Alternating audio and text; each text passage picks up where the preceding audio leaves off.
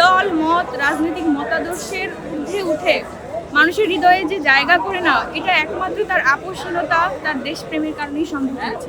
তিনি দীর্ঘ কারাবরণ ভোগ করেছেন, তবুও দেশের ব্যাপারে কখনো আপোষ করেননি। সমাধি জিয়ারতের উদ্দেশ্যে এখানে এসেছি। আমি মন থেকে, হৃদয়ের অন্তঃস্থল থেকে তার রূহের মাগফিরাত কামনা করে আল্লাহকে জান্নাতুল ফেরদৌস দান করুন। গত 30শে ডিসেম্বর তিনি আমাদেরকে পৃথিবীর মায়া ছেড়ে হয়তো বিদায় নিয়েছেন, কিন্তু মানুষের হৃদয়ে তিনি বেঁচে থাকবেন মহাকাল।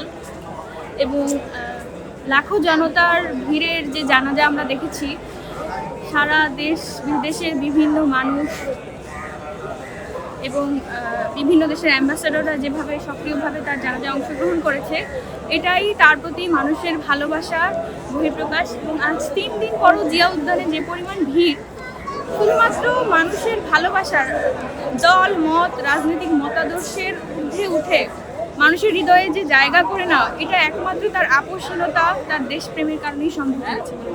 আমি ব্যক্তিগতভাবে তার আপোষহীনতাকেই সবচেয়ে বেশি পছন্দ করি, আমি নিজেও এটাকে ধারণ করি। কখনো অন্যায়ের বিরুদ্ধে কখনো তিনি মাথা নত করেননি। দরকার হলে তিনি দীর্ঘ কারাবরণ ভোগ করেছেন, তবুও দেশের ব্যাপারে কখনো আপোষ করেননি। এইটাই আমাকে তার প্রতি শ্রদ্ধা করতে বাধ্য করে। আমি নিজেও ব্যক্তিগতভাবে তার এই মতাদর্শটাকে ধারণ করি। ভিন্ন রাজনৈতিক মতাদর্শ থাকবে, প্রতিপক্ষ থাকবে, কিন্তু প্রতিহিংসার রাজনীতি থেকে বেরিয়ে সম্প্রীতির রাজনীতিতে আসা এবং পরমত সহিষ্ণু হয়ে যেভাবে দেশকে রাজনীতিকে উন্নতির দিকে নিয়ে যাওয়া যায়, এটাই আমি পরামর্শ দিতে চাই।